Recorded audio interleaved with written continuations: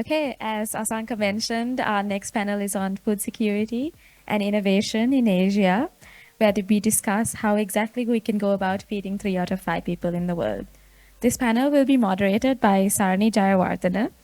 Sarani is an international development consultant currently working to facilitate the government of Sri Lanka's reforms around the digital economy.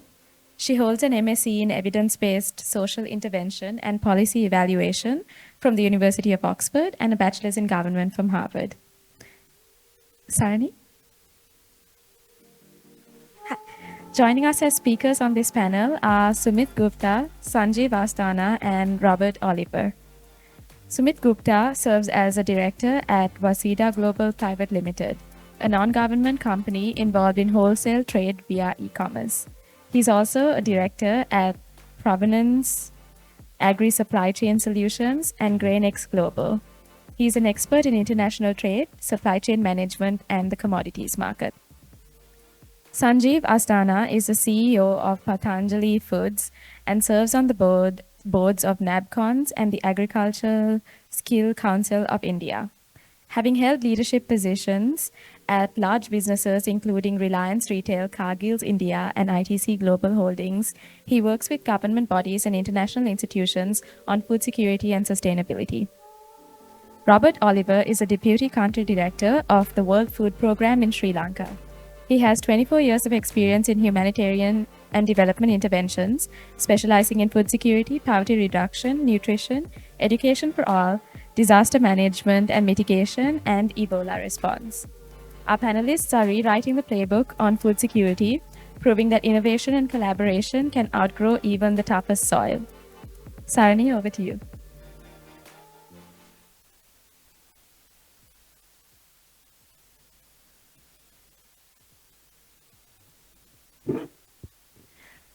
Hello, everyone. Good afternoon. I know we have the unenviable job of standing between you and your lunch, so we'll try and make this extremely interesting. Some dialogue to get you all excited for the next couple of sessions and to really take us into the second half of the day as well. So, Ursula, thank you so much for those introductions. Much appreciated. So, as I said, my name is Sarani Jayawardene. I'm going to be the moderator for your panel today.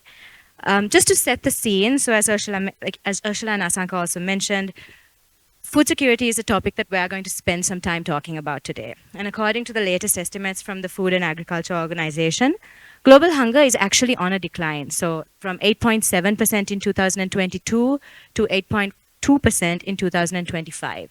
Now that's good, but maybe we as a collective can make that call that it's still an unacceptable level of hunger to exist in the world. And when we actually look beyond hunger to the metric of food insecurity, it's an even more sobering kind of picture, where 28% of the world's population has experienced moderate or severe food insecurity in 2024. Now, as Asanka set the stage, 60% of the world's population in Asia, climate change, growing populations, changing demographics, changing food, dietary preferences, we are central to the global story here. And it's with that backdrop that I welcome our panel today. I'm not going to redo introductions since we had those introductions come through from Ursula.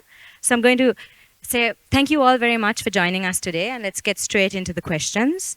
So let's kick things off with a question that allows us to hear a bit more about yourself as well as your ideas. So from the diverse vantage points that you bring to us, Sanjeev from FMCG sourcing and manufacturing, Sumit from more the trade and supply chain background, and Robert from the humanitarian and policy front, what do you see as the biggest pressure point on Asia's food systems today? The kind of issue that keeps you up at night? Sanjeev, if I could start with you. So thank you very much. I think very relevant questions, and great to be here to discuss something which is often spoken about, but perhaps not discussed in all its dimensions. That is so crucial in the way humanity is addressing this issue of hunger.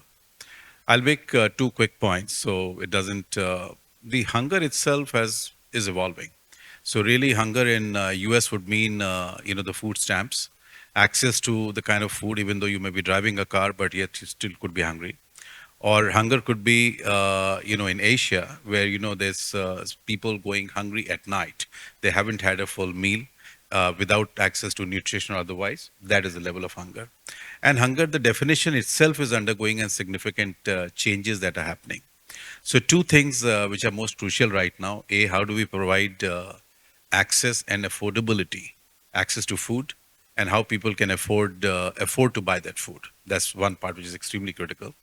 And the second larger issue is that how the policy side is able to address it in a viable and a sensible way that truly understand the dimensions of food security, which is may in a lot of cases not necessarily be around wheat and rice, which in case of India it's almost a obsession that food security is wheat and rice, but or food grains, but really it's around nutrition.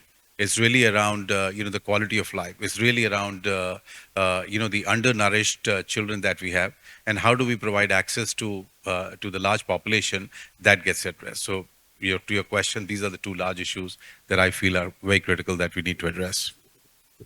Thank you, Sanjeev. And maybe I'll go straight down the table. So Robert, over to you. Okay. Thank you. I've been working now with the World Food Program 24 years. And prior to that, my two earlier jobs, which I really still love, have been in public housing and local food banks. And I think that foundation has really helped me when I start looking at how World Food Program liaises with government to both implement programs and also develop them. So that background, I use that specifically here, where we're working with government more on the capacity strengthening, the institutional side. So we're here to, at the invitation of the government, to look at how to improve or revise policies, and also how to look at in making sure that there's an acceptable level of food security in the country. Probably to answer directly your question, what keeps me and my colleagues up at night is the inflation. And I think that speaks to all countries around the world. We've seen after COVID a sharp rise in the prices of commodities. The World Food Program, I think in every country, publishes this market monitor that looks at about 60 staple foods and monitoring their prices. The household food security study that we did last year at least has some positive news, where there was a drop from 24 to 16% in severe and moderate food insecurity at the household level. There's some marginal decline in food prices, but nonetheless, the pockets of vulnerable communities in this country, and I'm sure this is the same for other Asian countries. These are the people that are suffering, and then I could say they don't have a voice at times. So I think here with the country, we always make sure that when there's a studies being made, that we particularly look at those vulnerable areas and communities. Thank you. Thank you, Robert. And Sumit, over to you to kind of round out this first line of questions. First, thank you. Great question. It's making me think. But let me put it this way. If you have to map the growth of any country in the world, you can just take one parameter, that is the consumption of energy, and can say where this country falls on the overall GDP growth and development of relative to its peers.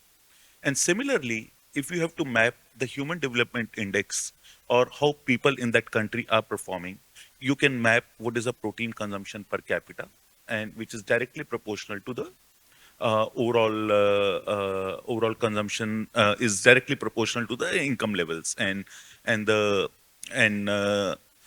development of the society per se. And it has become more important because as we are witnessing with AI revolution, with world getting more into less hard work oriented jobs to more tech oriented jobs, the packets of energy that we are going to require will be smaller and better. That means protein consumption across the world is going to go up. But still, when we talk about Asia, as mentioned by Sanjeev sir, we still talk about food security. We do not talk about nutritional security. And that is one big challenge, because when we talk about food security, we only think about how many carbs we are giving to the people. and instead that what actually they need. There are more people across the world who are dying because of obesity than hunger at this moment. So one part is how we provide food on the plate, and second, what kind of food we provide on the table are two important things which are very important for Asia to become a prosperous part of the world again in years to come. Thank you. And I think there's a lot of common threads that run through that. And now I'm interested to see if we flip the switch to a more optimistic outlook and we ask you, what do you see as the opportunities in this sphere, especially for kind of for Asia, for the South Asian region and Southeast Asian region? Maybe you could take that, what's the next big thing in terms of food security and food systems? Maybe we can start with Sumit this time. So, if you look towards Asia, you can only look towards hope because that's part of the world which is growing, which is beaming with optimism. The consumption levels are going up across the country. And most importantly, I will say that if you look at the list of billionaires which are coming out of China, Vietnam, or rest of the world, they're coming from manufacturing. What does it mean? It means manufacturing is transforming the life of the people, not the service sector. Number one. Number two, maximum number of people are employed in agri sector. So the interaction of food and technology, food and manufacturing is going to transform life of millions of people. And the people who are going to invest in these sectors are going to see the rewards in terms of growth, in terms of the value they are going to create for the society. And number two, all the countries in Asia have to move away from the concept of only food security and food self-sufficiency to nutritional security and availability of food throughout the time period for their citizens. And as we all know, Rome went down not because of the military prowess, but because they were over dependent on food for the rest of the world. So I think I'm fairly optimistic on Asia when it comes to food and technology and manufacturing. Thank you. Robert? Perhaps two things on the sort of global level. We speak about this South-South triangular cooperation. So I know, for example, here there's an MOU signed between the government here and the Malaysia government on this continued agricultural research. This 5-action plan looks at various things I could see, like, for example, improving the seeds that are climate resistant, other best techniques, farming, using the meteorology updates to inform farmers at the lowest level, meaning that what they always say, last mile, but the people who don't have all this technology, so it's made easier for them. So there's also the pilot project where Sri Lanka is facilitating support to South Korea for seasonal agriculture and fishery work. So on that, there's some positive news. Here specifically, we're working, again, when I say we, it's not just World Food Program, other stakeholders interested in this shock responsive social protection. It's, again, informing government through studies around the world. What are the best practices? So the shock responsive is a topic that's quite sensitive here because we went through two recently. We went through a tsunami, and then we also went through a devaluation or financial shock, and then COVID, probably 3. So that has helped, I think, the government to be more aware and, I wouldn't say defensive, but planning for the future for another shock. So through these things, we look at how the most vulnerable populations can rebound. So there's a lot of programs that could be built, and we're still having discussions. But for example, cash transfers, in food in kind, other programs out there that could be done. There's a lot of work to be done here because in Asia, Sri Lanka has the lowest contribution for social protection. So again, a lot of discussions. The World Bank and also the Asia Development Bank are interested to support these programs.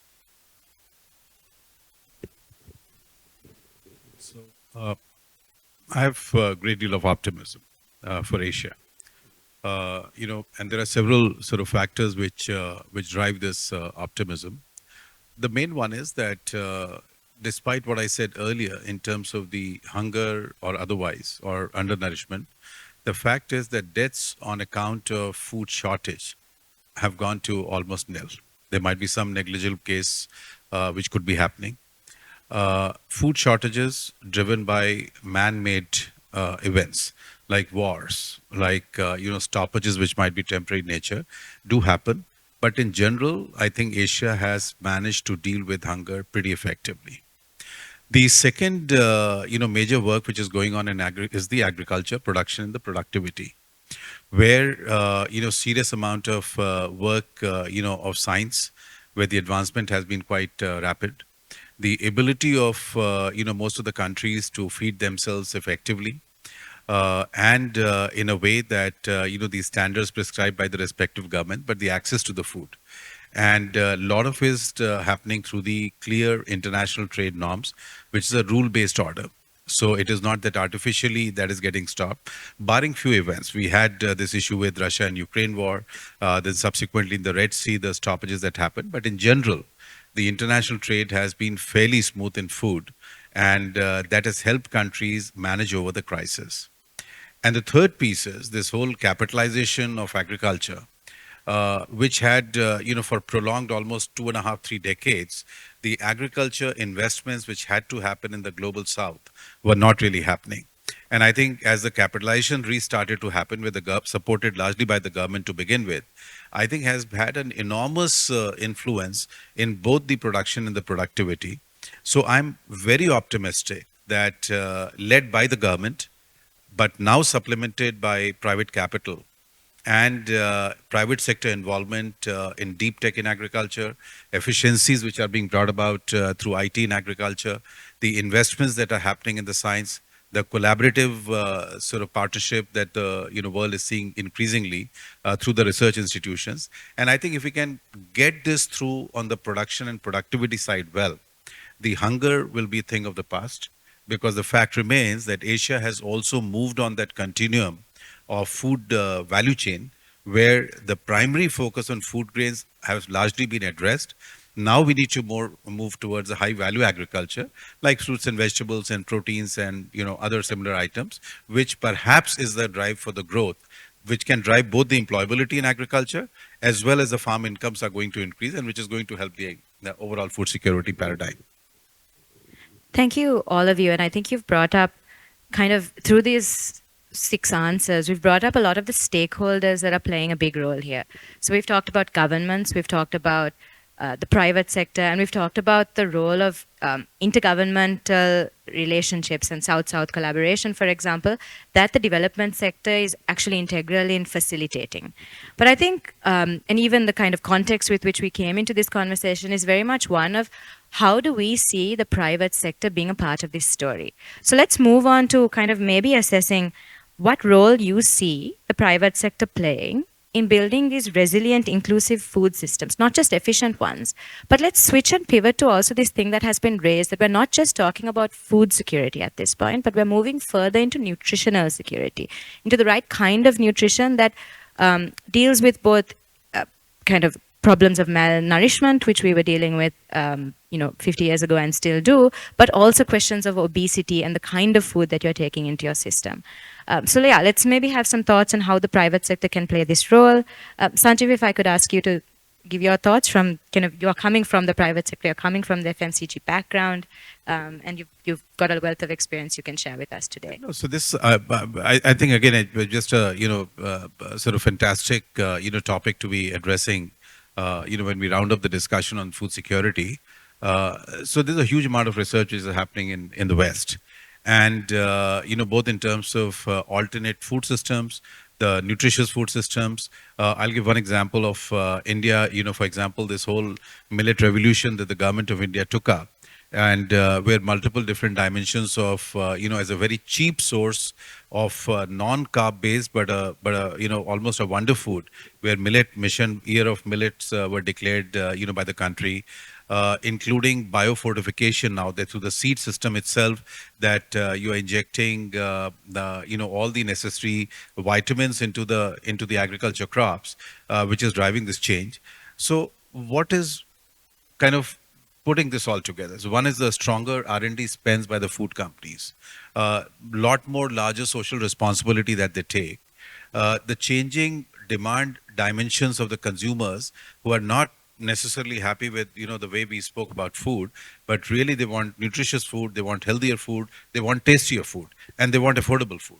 And I think just amount of work which has happened with the private sector has involved itself and engaged very deeply. I'm very optimistic that not only will the world uh, put their energies together, driven largely this particular side, largely driven by the private sector, supported by the policy side, and the world will see that food can be created nutritious, not necessarily at a very high cost, and it can be very healthy options to really address the dimension of food security that we keep repeatedly talking about.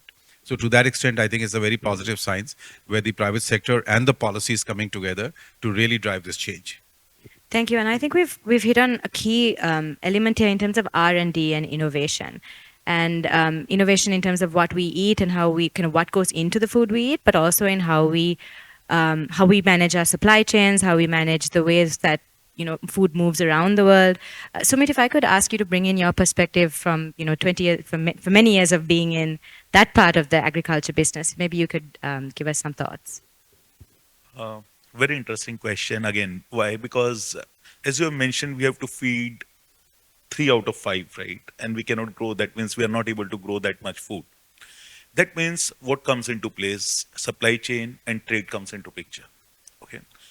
Today, the parts of the world in South America, Black Sea, Europe, they have more land, their population is stagnant, and they are producing to export. In Asia, we are producing to consume, and we are trading and importing to consume. Okay. Number 2 in this is trade is a beautiful idea, because why? As soon as somebody trades with the other person, they create value. And that is where, if there is no Asian demand, do you think we can expand soybean acreage in Brazil? If there is no biofuel mandates, do we think that palm oil plantation can go up? If industry and farmer, they don't come together, we cannot create this magic. When industry, farmer, and consumer, they are creating one chain and they are working towards the success of each other, we are witnessing life of farmer getting better. Why I'm specifically saying farmer? Because in the growth journey of any country, first the employment in agriculture has to come down, total percentage of population, which happens because of either pull or push factors. Pull, when alternate industries become attractive enough for somebody to leave farming. And push, when farming become poor enough for farmers to leave farming and go somewhere else. Okay. And the agenda and industry and innovation and private sector brings that pull, where they make alternate industries superior or attractive enough for farmers to leave farming and go into separate sectors. And that is where we believe that till the time we don't have demand, we'll not be able to push farming, will not be able to bring innovation. I'll give you one very small example of feed conversion ratios, which have changed into feeding sector. They were as high as 3 kg to make 1 kg of meat, which has gone down to 1.4, 1.5. One, it has made agriculture more efficient. Number 2, it has increased the profitability of every farmer. And number 3, it has reduced the dependence on agriculture. It is making agriculture more sustainable. So I believe we can only move forward if we go hand in hand, and private sector has a great role to play in that. Thank you, Sumit. And Robert, I'm going to invite you to respond to this because, before our conversation here, we were chatting outside and you made these observations from kind of looking at agriculture systems around the world, how you see kind of how youth perceive the sector in terms of as a job opportunity. And maybe that is something that you could kind of give your perspective as well, because Sumit has raised this question. Okay.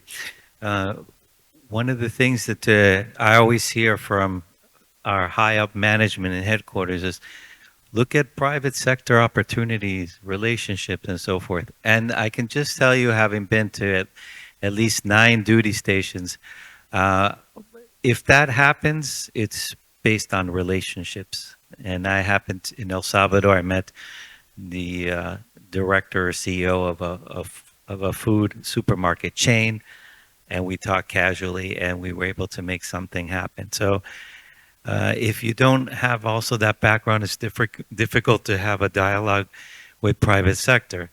But if I had sort of a magic wand, I would propose some kind of interventions that help youth become more involved in the food value chain.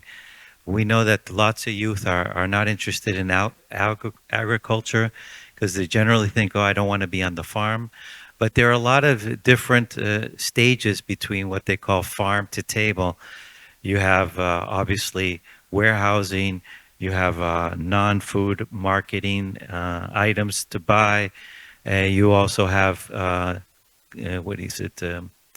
You have communications, selling your product, you have human resources. So there are a lot of different things to be doing in the food value chain. So I was thinking if there were actors in the private sector that may consider internships, maybe 20 or 25 along the way, because I could say that youth are looking for opportunities. They don't even have sometimes ideas.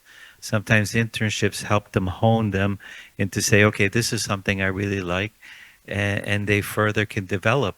I just met these gentlemen today, and I understand he hired him, and look, now he's on the panel.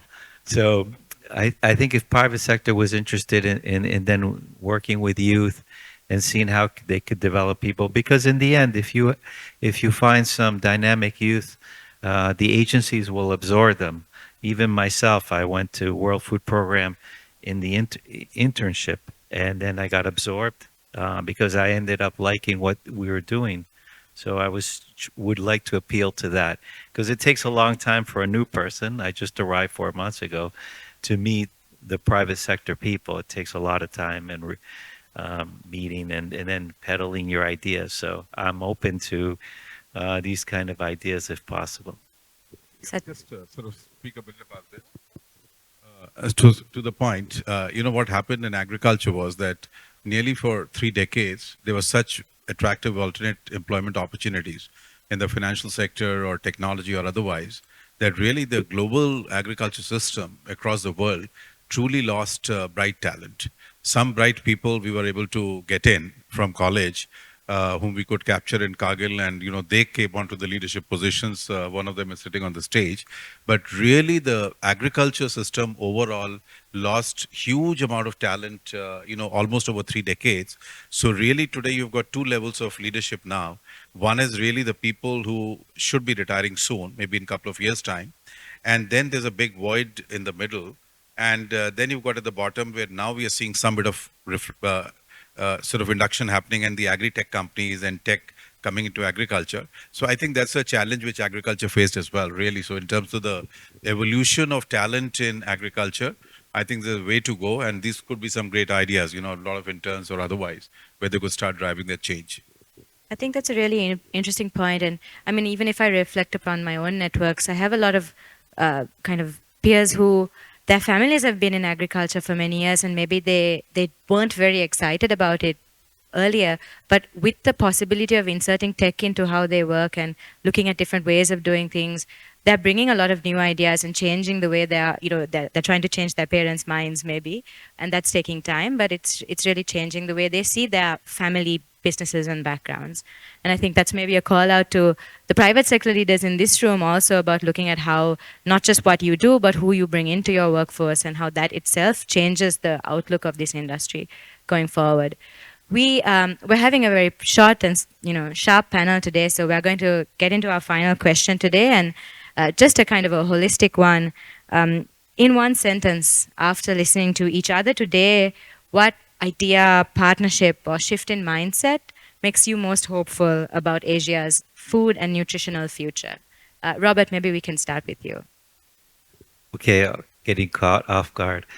I think what I really like about specifically working in this country is that being open-minded, welcoming. In many countries, I just was in Burundi before coming here. You don't get an appointment with government because they know you're not coming with money.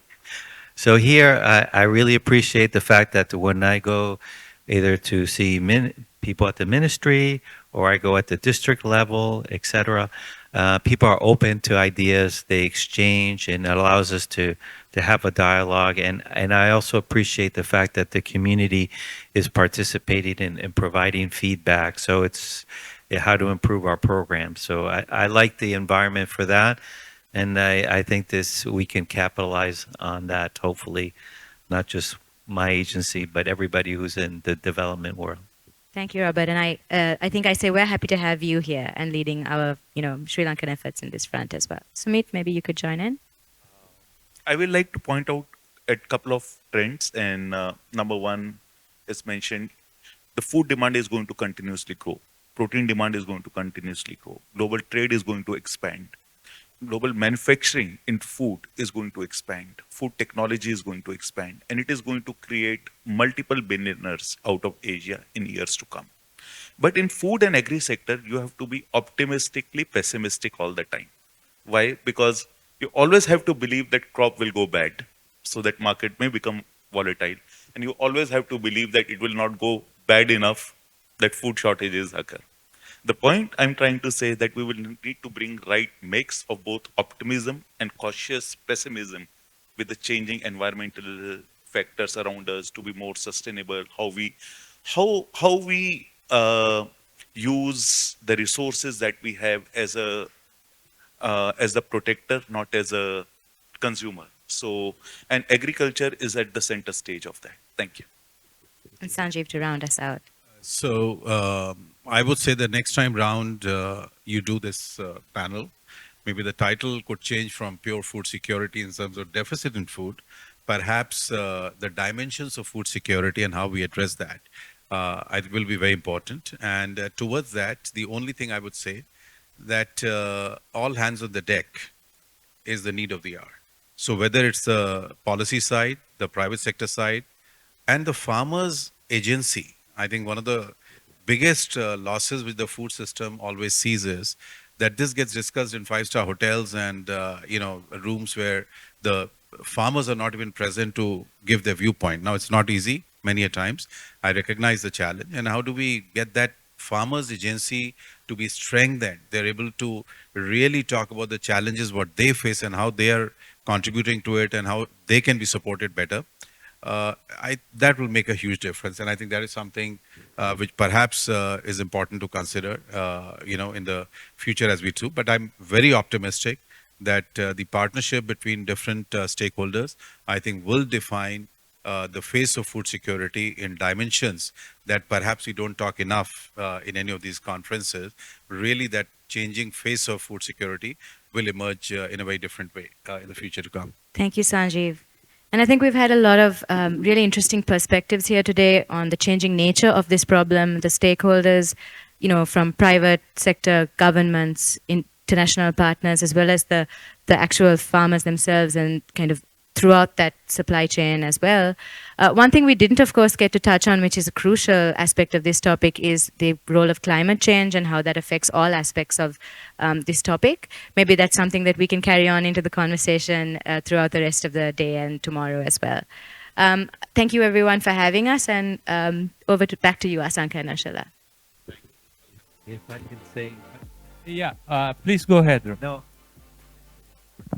I just want to say, since we're speaking to a Harvard University crowd and having been, and I'm from Boston, just the fact that I learned very young that the Boston Latin School, which is the first high school constructed in the U.S. in 1635, when the students graduated, there was no university, so Harvard was created because of the Boston Latin High School. I just wanted to share that fact. Okay. Thank you very much. Please give them a round of applause. Please stay. Aruni, may I get you to come over here and please hand over the gifts?